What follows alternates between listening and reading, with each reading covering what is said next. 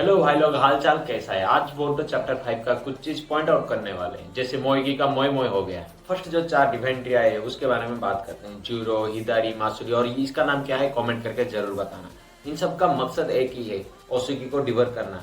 But in सब का feeling अलग है। ये जो फीलिंग है, ये 4 टेंटेल से ही आए, एक ही टेंटेल से। बट इन सब का फीलिंग अलग है।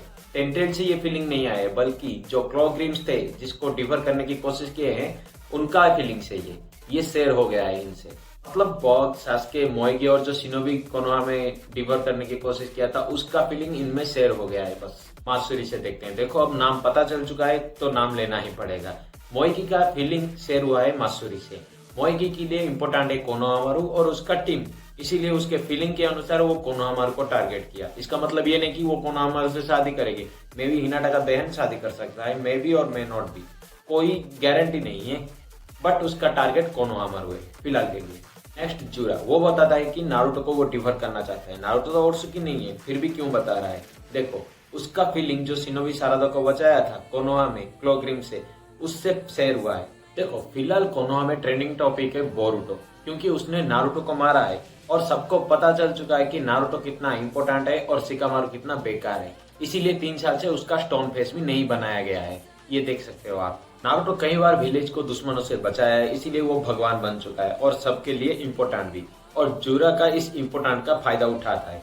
वो उसे डिफर करना चाहता है, मतलब मार देना चाहता है सिंपल में। नेक्स्ट हिदारी, गद्दारी नहीं। देखो सास्के का फीलिंग शेयर हुआ है हिदारी पे, और सास्के के लिए इम्पोर्टेंट है सारादा उचिया। इतना इम्पोर्टेंट है कि इस विलेज में सब बोल रहे बोरुटो विलेन है, बट वो सारादा का बात मान के बोरुटो को सपोर्ट किया। और सेम फीलिंग हिदारी पे आया होगा। बट एक और क्वेश्चन है। देखो सास्के पहले भी विलेज का दुश्मन बन चुका है और अकेला रह चुका है। उसे पता है कि अकेला रहना कैसा रहता है और फीलिंग भी किया है। उसने खुद को एक बार पूछा था, मैं कौन हूँ, अकेला कैसे बन गया, मैं गलत रास्ता चूज कर लिया। सेम फीलिंग हिदारी को आया होगा। इसीलिए जब वो पहले आया वो पूछा कि हम कौन है। बट जूरा ने इस बात को काट लिया था। मे भी फ्यूचर में जाके ये बात बहुत परेशान क्रिएट कर सकता है। नेक्स्ट बग का क्लोन। देखो उसका कोई आता पता नहीं है आगे पीछे कौन है कौन नहीं। बट लास्ट टाइम वो आइडा को देख के इम्प्रेस हो गया था, और जब बग का क्लोन देखा वो आइडा को देख लिया डायरेक्ट, क्योंकि वो सेंड्रिंगान को देख सकता है। क्यों, वो भी आगे बताने वाला हूँ। वो जब देखा डायरेक्ट टारगेट कर दिया आइडा को। ज्यादा नहीं सोचा, उसके अंदर कोई फीलिंग ही नहीं है। देखो जूरा को भी पता चल गया डायरेक्टली सेंड्रिंगान, मतलब शिनजुत्सु के बारे में सबको पता है जितने भी ओत्सुकी थे।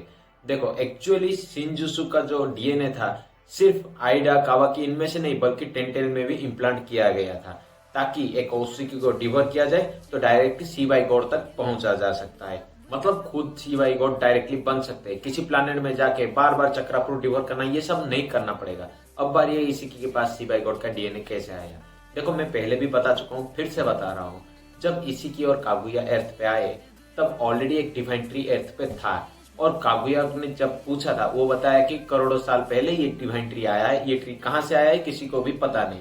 और रामाडो ने पहले भी बता चुका है कि सीबाई गॉड किसी प्लानेट पे उसका लास्ट एग्जिस्टेंस खत्म हो चुका है, वो फिजिकली नहीं है अभी। उस सीबाई गॉड का डीएनए आमाडो के साइंटिफिक टूल के जरिए इस टेंटेल में इम्प्लांट किया होगा। देखो बार बार कहीं भी पहले भी टेंटेल आ चुके हैं और डिवोर करने की कोशिश की है बाकी ओत्सुकी, मतलब मादरा, ओबिटो।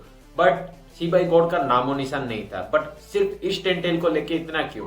देखो हमने पहले भी देखा है कि नारुतो और सास्के जब नारुतो शिपुडन में लड़े थे वो टेंटेल बना था, बट सीबाई गॉड के नाम ही नहीं उठा था। और एक बात भी याद कर लो, देखो आमाडो ने पहले भी बताया और मोमोसेकी ने कंफर्म भी किया, किसी प्लानेट में जाके टेंटेल को एब्जॉर्ब करके वो चक्रापुर डिवर करना, ये सब बार बार करने से ही सीबाई गॉड में पहुंचते हैं, एक बार में नहीं। और मोमोसेकी भी पहले किन्शिकी को डिवर कर चुका है, सीबाई गॉड नहीं बना। और ये टेंटेल में ऐसा क्या है कि कोड, इशिकी, आमाडो सब पड़े हैं इसके पीछे, यहाँ तक कि अभी मोमोसेकी भी पड़ा है।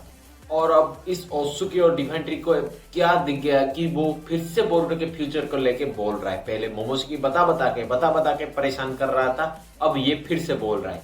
अब बारी है शिकामारू की। एज एन होकागे वो फेलियर है, मतलब हमेशा किसी ना किसी पे डिपेंड करता रहता है। होकागे तो सामने ही आना चाहिए था ना, बट वो असिस्टेंट में बहुत है, वो अभी भी इंटेलिजेंट है। देखो आमाडो पे वो नजर रख रहा था, वो मेमोरी रीराइट वाली बात वो सुन रहा था, साई भी सुन रहा था। यूं ही सास्के नहीं अगेंस्ट होगा विलेज में फिर से, मतलब शारदा भी बोला होगा बट वो गौर नहीं किया होगा।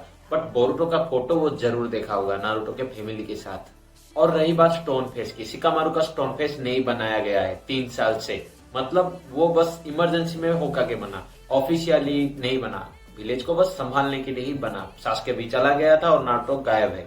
और क्वेश्चन आता है कि जो 4 डिवाइन ट्रिया है वो सिर्फ फीलिंग शेयर कर रहे हैं या मेमोरी भी, क्योंकि नारुतो फिलहाल उस शिनोबी के लिए और कोड के लिए भी मर चुका है।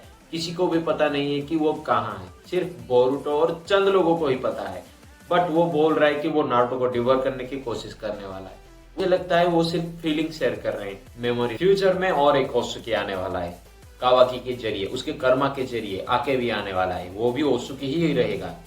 ये तो बस मेरा थ्योरी था, आपको कैसा लगा वो जरूर कमेंट करके बताना, और क्या भी जानना चाहते हो वो भी कमेंट करके जरूर बताना। नेक्स्ट वीडियो में आने वाला है ऐसे ही इंटरेस्टिंग और इन्फॉर्मेटिव वीडियो आने वाला है, तब तक के लिए